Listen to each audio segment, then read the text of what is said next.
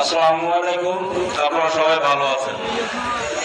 এখানে আমাদের সামনে টেবিলের কাছে যারা আছেন আপনারা সবাই আমাদের থানা থেকে যারা আসছে তাদের বসার সুযোগ সুবিধা করে দেন। আমাদের ইউনিয়ন এবং থানা কমিটি যারা আসছে তাদেরকে বসার সুযোগ করে দেন। আর আমাদের এখানে সিনিয়র যারা আছে তারা বসবে।